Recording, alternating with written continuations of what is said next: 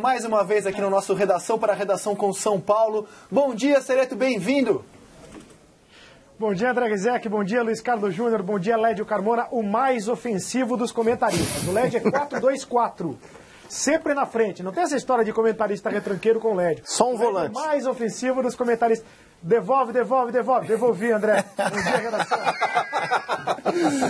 Carlos Cereto, o São Paulo ganhou, mas quando a gente bate o olho nas manchetes... Tá balançando ainda, né? É, São Paulo ganhou, mas balança, é isso? São Paulo ganhou, lidera o Campeonato Paulista, mas vamos falar a verdade que liderar o Campeonato Paulista, neste momento, é o que menos importa para um time que está suando. O torcedor do São Paulo está pensando muito mais na Libertadores do que na liderança do Campeonato Paulista. Verdade. Ney Franco trocaria um segundo lugar no grupo dele pelo primeiro do Paulistão. Ele ainda está em segundo, mas é um segundo ameaçadíssimo nesse momento. Trocaria um segundo com mais folga ali. 6 pontos, pelo menos. 6 pontos. Ganhar um em 6 do Arsenal, ele queria mais uns 3. Mas o São Paulo é um enigma, né? Porque o São Paulo, no papel, tem um time excelente, tem elenco e não consegue engrenar. Vamos tentar decifrar algumas partes deste enigma, começando pelo Carlos Cereto. E quem sabe se a imprensa paulista hoje não desvenda alguns enigmas nas manchetes para falar da vitória de ontem sobre o Oeste, Carlos Cereto. Olha, André, alguma coisa não está boa no São Paulo. Algo acontece no São Paulo, a gente vai tentar decifrar. Primeiras manchetes, aqui ó, Diário de São Paulo. Líder sem festa. E aí o Luiz Fabiano, que fez um gol e não comemorou ontem, e diz que está triste, diz que passou por problemas aí particulares, não comemorou porque não quis comemorar, simplesmente porque não quis comemorar. Esse é o tom do São Paulo. E o Estado de São Paulo diz que o São Paulo não acalma a sua torcida. Quase 8 mil pessoas ontem, um público baixo, público ruim ontem no Morumbi para assistir o jogo entre São Paulo e Oeste. A verdade é que antes do jogo a torcida fez manifestações em relação ao Ney Franco, né? Contra o Ney Franco. Cadê o esquema tático? Perguntaram alguns torcedores. O Ney Franco tem mexido muito no time. Os torcedores reclamam, por exemplo, da ausência do Ganso, né? Gostariam que o Ganso estivesse jogando entre os titulares. E a gente já viu os melhores momentos. São Paulo jogou pro gasto. São Paulo não jogou um grande futebol. Não foi um futebol de empolgar a torcida. E o Ney Franco de novo mexeu no time. O Ademilson foi uma das novidades no ataque. Edson Silva fez o gol, o zagueiro Edson Silva em posição legal. O Lúcio suspenso, né? Ficou de fora, cumpriu suspensão, por isso a presença do Edson Silva. O Alisson também foi uma das novidades, ao lado do Luiz Fabiano, 3 atacantes, porque o Oswaldo está na seleção brasileira. O Oeste, sempre que foi ao ataque, levou perigo à equipe do São Paulo. São Paulo fez 2-0 com o Rafael Tolói, cobrança de falta do Jadson e o gol de cabeça do Rafael Tolói. Venceria tranquilamente, teria tudo para vencer tranquilamente, porque tem mais time do que o Oeste, né? Tem mais qualidade do que o Oeste, é claro. Mas sempre que foi ao ataque, como eu disse, o Oeste levou perigo. Esse gol do Líger de cabeça na falha da defesa do São Paulo. Depois, no segundo tempo, o São Paulo vai chegar ao terceiro gol com o Luiz Fabiano. O Ney Franco faz as alterações, mexe no time, coloca o Douglas.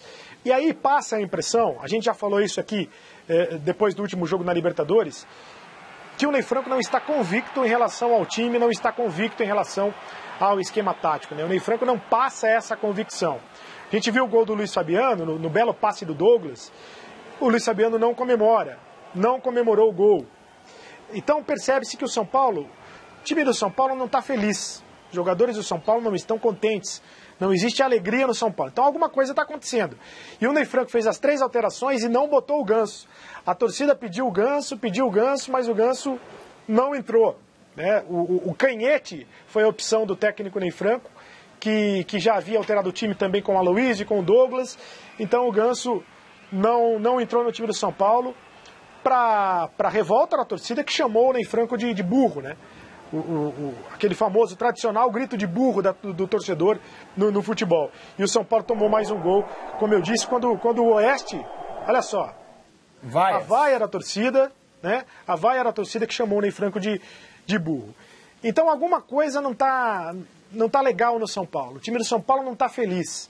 Dá para perceber pelo semblante dos jogadores, dá para perceber pela declaração dos jogadores.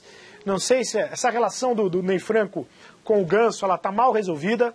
Tudo bem que o Ganso ainda não está jogando futebol que você fale assim, olha, é uma injustiça o Ganso ficar fora do São Paulo. Não, não é uma injustiça porque o Ganso não está jogando nada. Mas essa relação ela tá mal resolvida. São Paulo é líder, bem verdade, do Campeonato Paulista, mas não está jogando um futebol que encha os olhos, né? Pelo contrário, está pendurado na Taça Libertadores. E fica aí a questão do Ney Franco, que por enquanto recebe o respaldo da diretoria e já disse o seguinte, André, não vai mais admitir jogador insatisfeito. Jogador, se tiver insatisfeito, vai ter que conversar com ele. O Ganso, por exemplo, reclamou que foi substituído também, né? No Clássico contra o Palmeiras. O Lúcio também. O Lúcio, na verdade, ele foi substituído no jogo contra o Arsenal em Sarandi e não quis ficar no banco de reservas e foi embora. E depois deu uma declaração na chegada do São Paulo aqui no Brasil, dizendo que quando foi substituído estava 0-0. Então o Ney Franco disse que não vai mais admitir esse tipo de coisa. Não vai mais admitir jogador insatisfeito. Então está claro que nesse momento não existe sintonia entre os jogadores do São Paulo e o técnico do São Paulo, André. E acho que mais um elemento que comprova isso, Sereta, essa falta de sintonia. Primeiro, assim, quando você vê jogador do São Paulo falando na televisão, você toma um susto. Porque o São Paulo só depende de si para se classificar na Libertadores. São jogos difíceis, dificílimos. The Strongest em La Paz e Atlético Mineiro em casa. Vencer o Strongest no Morumbi foi difícil? Exatamente.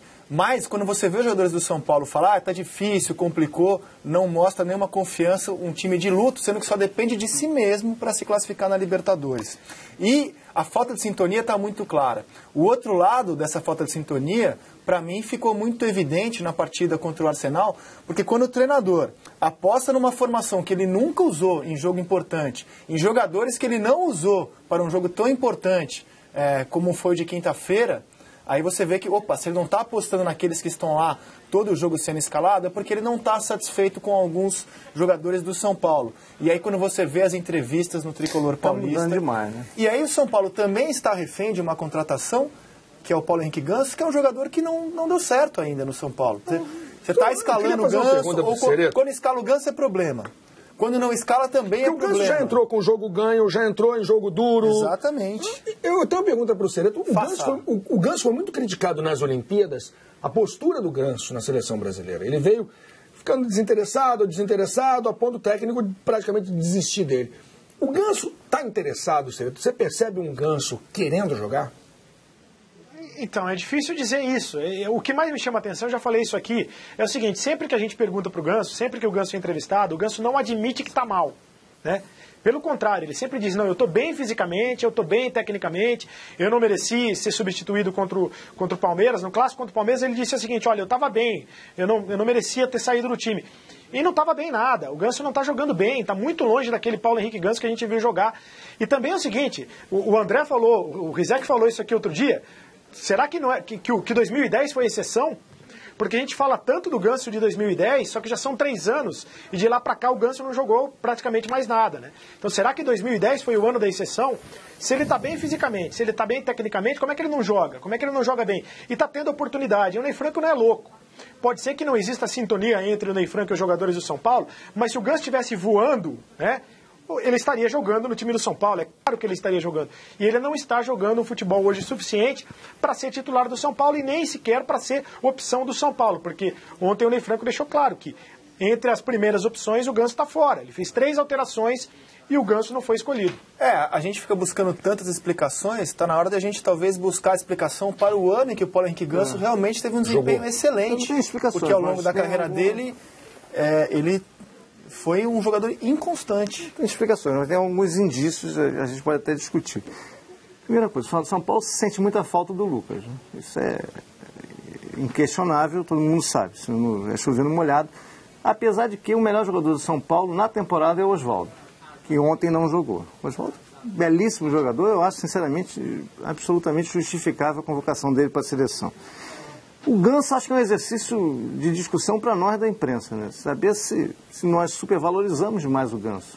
Por causa daqueles jogos finais contra o Santo André, quando ele realmente jogou muito bem, em 2010. Depois ele passou esses anos oscilando, com problemas físicos, e mesmo quando não estava com problemas físicos, não foi o mesmo jogador, nem na seleção brasileira. Um litígio longo com a diretoria do Santos, né? eu não estou dizendo que ele não é um grande jogador, eu estou dizendo que talvez a gente tenha supervalorizado demais naquele momento. Isso ou tenha gravado ser demais. É uma discussão, a gente tem que esperar mais para ver se o Ganso vai ou não vai. O Lúcio com a idade que ele tem, o currículo que ele tem, a importância que ele tem no futebol mundial, ele não pode sair de campo e ir direto para o vestiário e depois dar aquela entrevista dizendo que quando ele saiu de campo estava 0-0. Uma entrevista de um garoto de 17 anos, não de quem tem quase 40. Então, também está errado. E também, não sei também para que São Paulo tinha tanta vontade de contratar o Lúcio. Não sei até que ponto, tecnicamente, ele agrega nesse momento da carreira dele para o São Paulo. Eu acho que agrega. Luiz Fabiano, não estou dizendo que não agrega, é só uma discussão. Eu tenho minhas dúvidas. Luiz Fabiano não é o centroavante que o São Paulo queria contratar. O São Paulo queria contratar o Lúcio Fabiano antes dele ir para a Europa, para o Porto, depois para o Sevilha. Hoje ele faz alguns gols, mas quando não está parece ainda não ter crescido, amadurecido também. A expulsão dele, depois do jogo contra o Arsenal no Morumbi, foi inacreditável. Quando não está mas São Paulo faz parte do pacote do Isso tudo remete a problemas psicológicos. O time do São Paulo parece ter um problema de cabeça também. Né? Um time que está um pouco alterado. Problema, e aí é uma questão que o Ney e a diretoria de São Paulo tem que avaliar lá dentro. A gente não está lá dentro para ver, mas você vai juntando uma coisa com a outra, você vê que tem um problemão aí para ser resolvido. Né?